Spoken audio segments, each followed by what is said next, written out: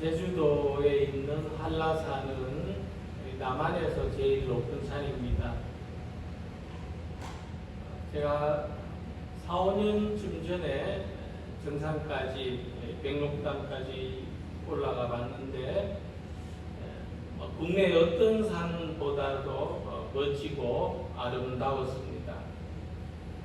근데 이 한라산이 2014년부터 다시 활화산으로, 활동 중인 화산으로 분류됐습니다.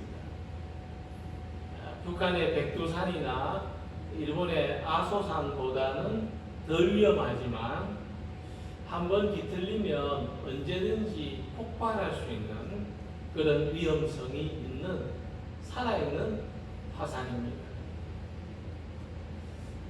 이 정상의 이 백록담이 언제 형성됐느냐 하면은 지금부터 약 2만 년쯤 전에 화산 폭발을 했던 분화구였습니다.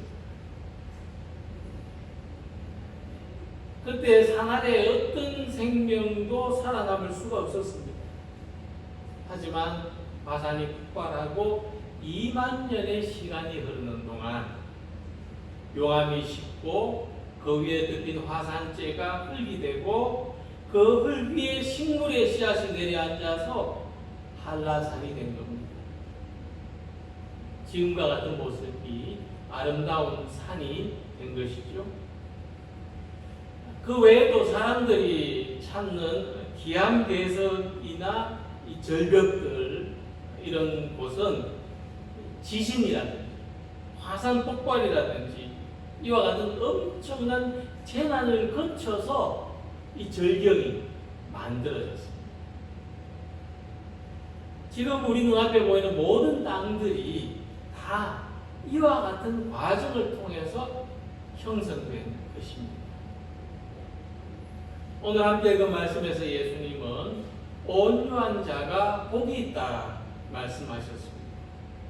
그리고 온유한 자가 누릴 복은 땅을 기업으로 받는 것이다고 말씀하셨습니다. 온유한 자는 땅을 차지하고 땅의 주인이 된다는 말씀입니다. 이 사람이 생긴 대로 살고 사람이 성품대로 산다는 말이 있습니다. 온유한 자가 땅을 기업으로 받는다는 것은 이 사람의 온유한 성품이 땅이 가지고 있는 성질과 닮았다고 하는 것입니다. 하지만 이 온유하다는 것은 무기력하거나 연약하다는 것을 의미하지 않습니다. 이래도 좋고 저래도 좋다는 뜻이 아닙니다. 오히려 강한 것을 부드럽게 하고 거센 것을 잠재우고 견딜 수 없는 것을 끝까지 이겨낸 사람에게 주어지는 아름다운 표현이 온유하다는 것입니다.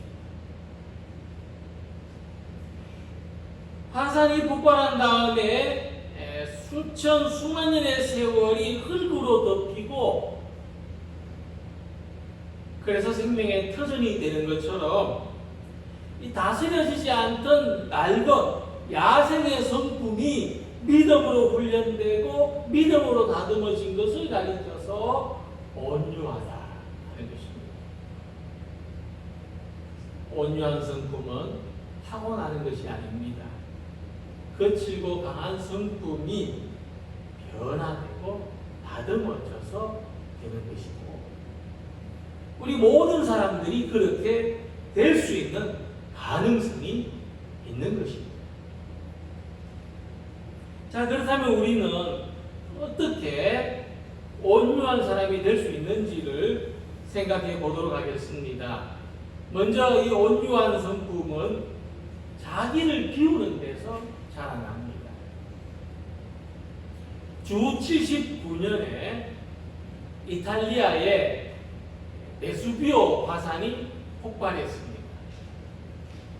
한 18시간 만에 도시 하나가 완전히 사라져 버렸습니다. 그 도시가 바로 폼페이입니다. 이 18시간 동안 어떤 일이 있었냐면은 수백억 톤의 용암이 흘러나왔습니다. 수백억 톤입니다. 화산재가 폭발하면서 날아온 저런 화산재가 3m로 쌓였습니다. 3m 높이. 순식간에 2,000명가량의 사람들이 화산에서 나오는 유독가스로 쓰러진 그대로 3m 아래 땅속에 묻혀버렸어요. 그리고 그 후에 약 1,500년 만에 우연히 이 폼페이 유적이 발견된 것입니다. 이같이 화산이 한번 폭발할 때는 그 속에 용암이 또는 가스가 그 속에 모든 것이 다 쏟아져 나와야 고요해집니다. 사람도 그렇습니다. 거친 성품이 온유하게 되는 것도 그렇습니다. 속에 있던 게 다 뽑아져 나온 다음에 온유한 성품으로 채워지게 되는 겁니다. 구약 성경에서는 모세를 가리켜서 땅 위에 사는 모든 사람 가운데 가장 온유한 사람이라고 합니다. 모세는 온유함이 지면의 모든 사람보다 더하더라. 민수기 12장 3절 말씀인데, 근데 출애굽기 2장에 기록된 내용을 보면 모세는 결코 온유한 사람이 아닙니다. 출애굽기 2장 11절 12절 보면 어떤 애굽 사람이 한 히브리 사람 곧 자기 형제를 치는 것을 본지라. 누가? 모세가 좌우를 살펴 사람이 없음을 보고 그 애굽 사람을 쳐 죽여 모래 속에 감추니라. 젊고 혈기가 넘쳐 흘렀던 모세는 자기 동족 히브리 노예들을 괴롭히는 애굽 사람을 살인하고 말았습니다. 그리고 모세는 미디안 광야로 도망을 가서 40년 동안 양치기로 지내는 동안 온유한 사람으로 훈련되어져 간다. 이렇게 보는 것이 맞습니다. 그러니까 모세가 땅 위에 있는 어떤 사람들보다도 온유했다는 것은 이런 히스토리가 있었다. 자, 그렇다면 도대체 모세의 어떤 모습을 보고 온유했다고 하는지, 온유한 모습은 어떤 건지 살펴보겠습니다. 이 미디안 광야에서 모세가 하나님의 부르심을 받고 자기 민족 이스라엘 백성들을 데리고 출애굽을 합니다. 그런데 가나안으로 가던 도중에 모세는 쿠스 여인, 곧 에티오피아 출신의 흑인 여성을 새로운 아내로 맞이합니다. 같은 동족 중에서 찾지 않고 흑인 여성을 아내로 맞이했습니다. 다수의 학자들은 이 새로운 결혼은 모세의 첫 번째 아내인 그 십보라가 죽었기 때문에 그 다음에 이제 이루어졌던 결혼으로 해석을 합니다. 근데 이제 이것을 지켜본 모세의 형 아론하고 미리암이 수군수군 사람들 앞에서 모세를 비방합니다. 뭐 여러 가지 이유로 비방할 때가 있었겠지만은 성경을 보면은 모세가 우리를 무시했다. 내가 하는 말 안 듣더라고. 또는 나한테 와서 상의하지 않다. 저 혼자 결정했다.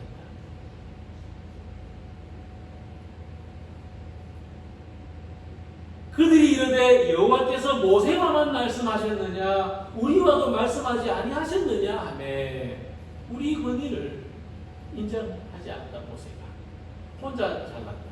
뭐 이런 거죠. 근데 이런 이야기를 들었을 때 모세가 어떤 모습을 취했느냐? 인간적으로 서운하다. 또는 뭐 나는 뭐 마음이 좋은 줄 아냐. 나는 뭐 불만이 없는 줄 아냐. 이런 인간적인 감정으로 대응하지 않았다. 그들의 비방하는 말을 다 받아들였어.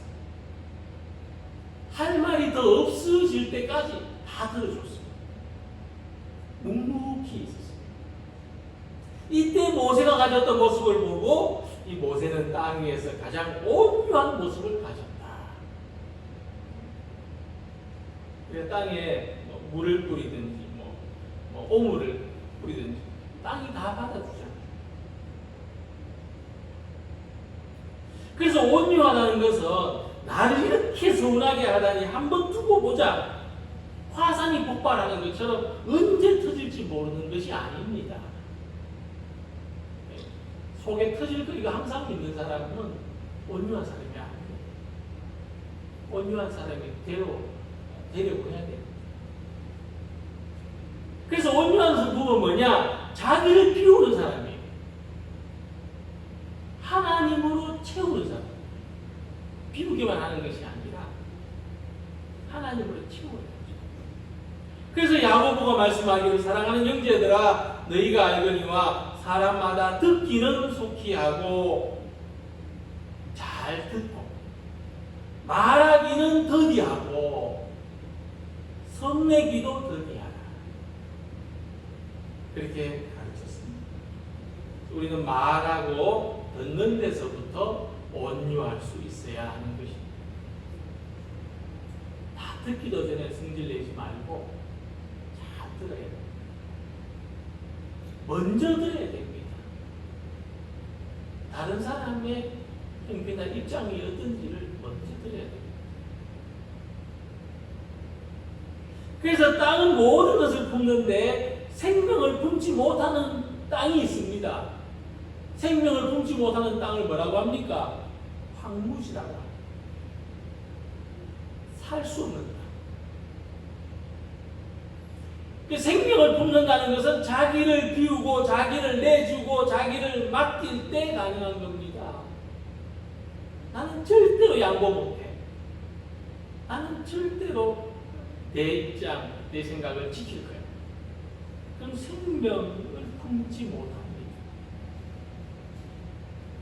땅에서 감자 하나를 캐고 땅에서 잡초 한 포기를 뽑을 때도 그 열매와 뿌리에 뭐가 나옵니까? 흙이 따라 나옵니다. 반드시 흙이 따라 나옵니다. 그러니까 열매가 자랄 수 있도록 뿌리가 내릴 수 있도록 자기를 비워줬기 때문에 다른 생명을 품었기 때문에 그런 겁니다. 이와 같이 하나님으로 채우는 사람, 하나님의 선하신 뜻을 따라서 말하고 듣는 사람, 그 사람에게서 하나님이 묻어나오는 거죠. 이와 같은 성품, 온유한 성품, 믿음이 묻어나오는 사람 되시기를 소망합니다. 두 번째로 온유한 사람은 하나님을 드러내는 성품을 가집니다. 자기를 드러내는 사람이 아니고 모든 일에 하나님을 드러냅니다. 그래서 온유함은 예수님이 가지신 성품입니다. 예수님은 스스로를 가리켜서 온유하고 겸손하다고 말씀하셨습니다. 나는 마음이 온유하고 겸손하니. 마태복음 11장 29절 말씀입니다. 그런데 이 말씀을 보고 예수님이 스스로를 온유하다고 말씀하신 것은 온유한 것이 아니라고 반박하는 사람들이 있습니다. 맞는 말 같지요? 자기 스스로 온유하다고 말하는 사람은 온유한 사람이 아니다. 맞는 말 같습니다. 그런데 성경에도 보면 예수님이 화를 내시고 욕을 하신 적도 있습니다. 그죠? 그러면 이 말씀하고 어떻게 매치가 되느냐 생각을 해보면 이런 겁니다. 예수님은 물론 화도 내셨고 욕도 하셨습니다. 그런데 인간적인 감정, 욱하는 마음으로 하신 것이 아니다. 하나님의 마음, 그런 거죠. 정말 그들이 잘 되기를 바라는 마음, 그러신 거죠. 그래서 예수님이 온유하시다 하는 말씀은 우리가 예수님의 다른 성품이 기록된 다른 내용들을 보면서 예수님이 온유하시다는 것을 이렇게 이해할 수 있습니다. 조용하기만 한 것은 아니라는 거죠. 예수님은 화를 내시거나 욕을 하신 적도 있지만 하나님의 마음으로 잘 되기를 바라는 마음으로 하셨기 때문에 온유하다고 하는 것입니다. 그래서 온유하다는 것은 따뜻하고 부드럽다는 뜻입니다.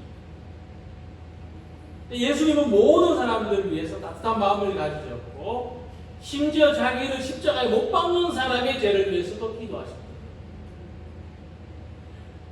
무관심한 것보다 냉대한 것보다 예수님은 따뜻한 쪽을 선택하십니다. 인간을 위하는 쪽을 선택하시고 말씀하셨다는 것입니다. 그래서 온유하다는 것은 그 마음속에 하나님이 계신다는 것이고 하나님의 따뜻하신 성품이 우리의 차가운 마음을 녹이고 나타나는 것입니다. 제가 많은 사람들한테서 듣는 우리 교회에 대한 소망이 있습니다. 우리 각자도 가진 소망이 있겠지만 제가 들은 그 소망이 뭐냐면 우리 교회가 좀 더 따뜻했으면 좋겠다는 소망입니다.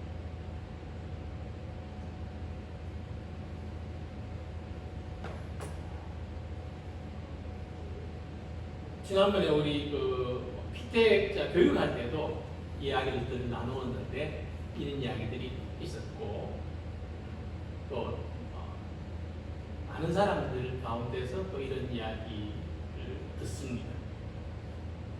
근데 저는 이상하게 생각해 들을 때마다 왜 이상하냐면 내가 볼 때는요, 제가 볼 때는 다 따뜻하세요. 우리 교회 모든 분들이 다 따뜻해요. 그래도 바깥에서 많은 경험이 없지만은 한 분 한 분 다 따뜻한 분들이에요. 그래서 이상해요.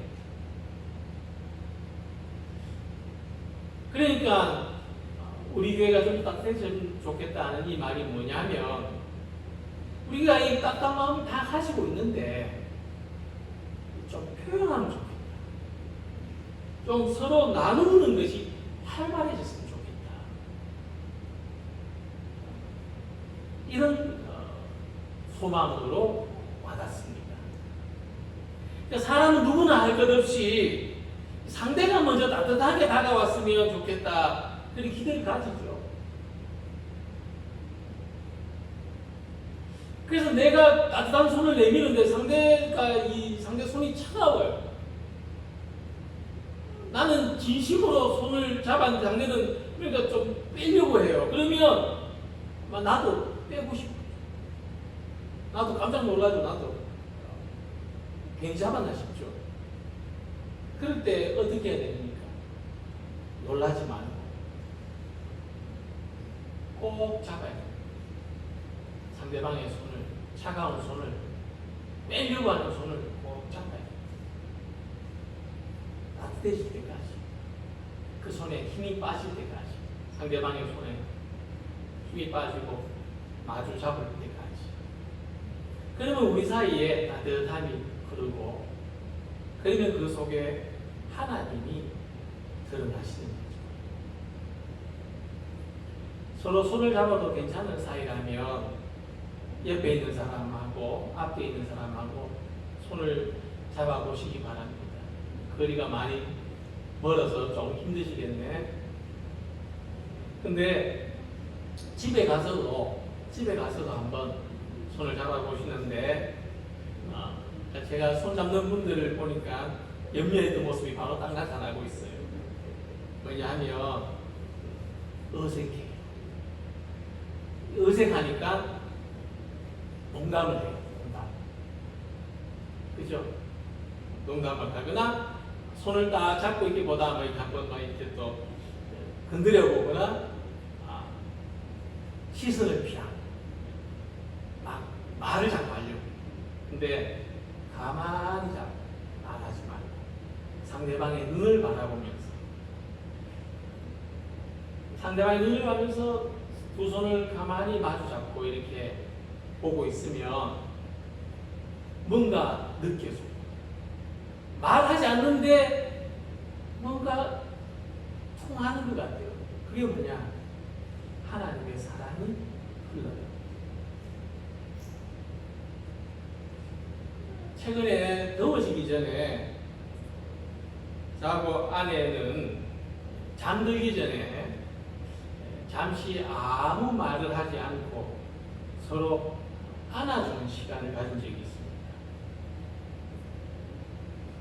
저한테 가만히 안긴 아내가 눈물을 흘린 적도 있습니다. 아무 말도 하지 않아요.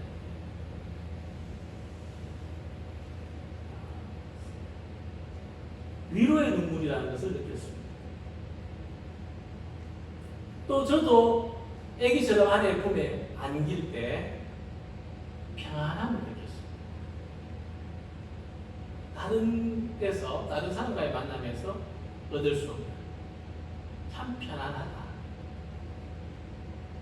그러니까 우리가 가진 이 따뜻하고 온유한 마음에서 하나님의 사랑, 하나님의 위로가 드러나는 겁니다. 우리 속에 그게 있다니까요. 다 가지고 있어요.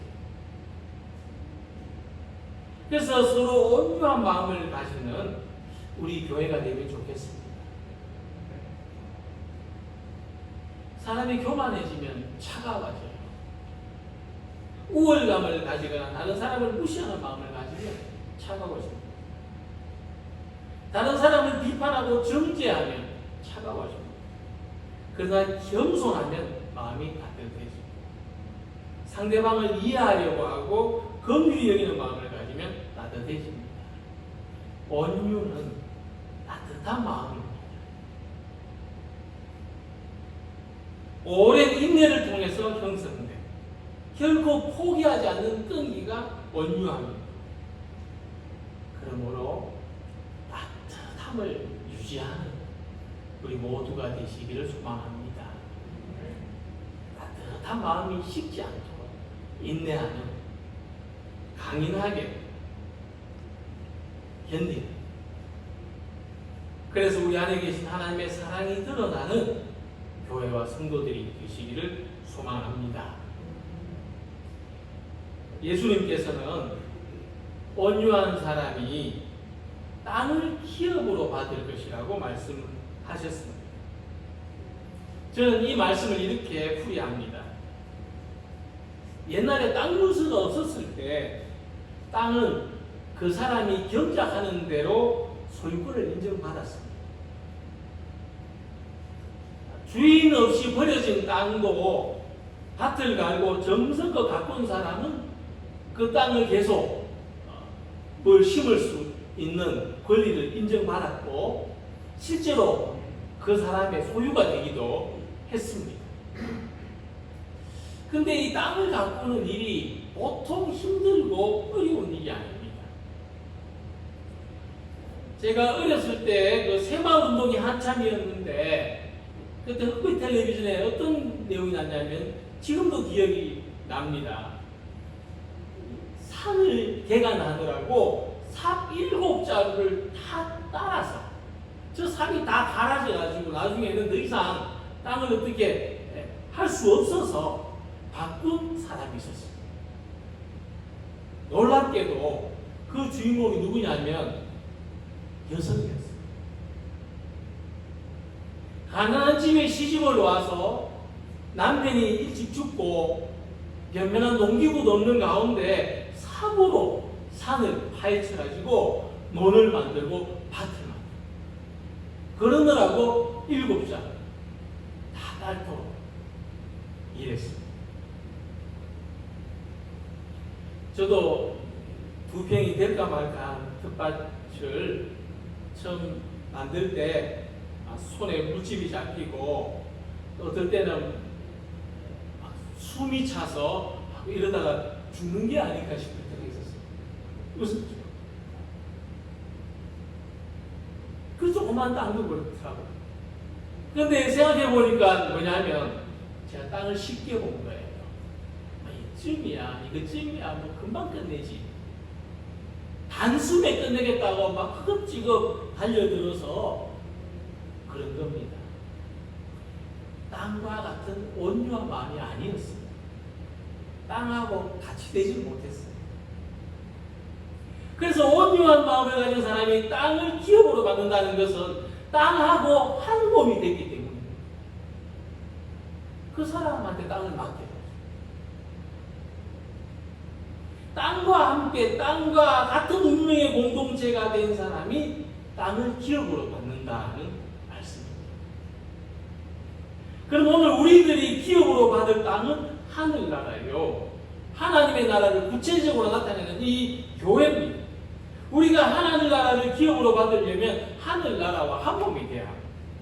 우리에게 이 교회가 기업이 되려면 교회와 같은 운명의 공동체가 되려는 마음을 가져야 합니다. 그것이 바로 온유한 마음입니다. 지금까지 우리가 주님의 교회에서 함께 신앙의 공동체를 유지할 수 있었던 것은 그래도 지금까지 함께 남아있는 것은 바로 온유한 마음을 가지고 인내해왔기 때문입니다. 교회의 기쁨을 나의 기쁨으로, 교회의 아픔을 나의 아픔으로 받아들이는 운명을 받아들이기 때문입니다. 그것이 바로 하나님의 나라를 기업으로 받는 온유한 마음입니다. 그래서 땅에는 부드러운 흙만 있지 않습니다. 나무 뿌리도 있고 돌도 있고 바위도 있습니다. 땅을 개간할 때 단단한 것에 부딪히기도 하고 삽자루가 부러지기도 하고 땀이 비 오듯 나고 손에 물집이 생기기도 하고 허리도 아프고 모기나 벌레에게 물리기도 합니다. 그러나 온유한 마음을 가질 때 이 모든 것을 감당해낼 수 있습니다. 온유한 마음이 결국 황무지를 옥토로 바꾸게 되는 것입니다. 오늘 우리들의 마음에 온유함이 자리를 잡아서 땅을 기업으로 얻는 성도들이 되시기를 소망합니다. 세상의 땅을 많이 가진 사람도 잠시 누리는 영광이 있을 건데 하나님 나라에서 땅을 기업으로 받는 사람에게 영원한 영광이 있을 줄 믿습니다. 바로 그것이 우리가 이 세상을 살면서도 하나님의 나라를 소망하고 교회를 사랑하는 마음으로 우리들이 얻게 될 축복입니다. 자기를 비워서 하나님으로 채우고 우리 안에 있는 따뜻함으로써 하나님의 사랑이 나타나고 이 교회를 통해서 함께 주님의 나라를 일구는 땀과 노력으로서 하나님 나라를 기업으로 얻는 우리 모든 성도들, 우리 교회가 되기를 주님의 이름으로 기원합니다. 기도드리겠습니다.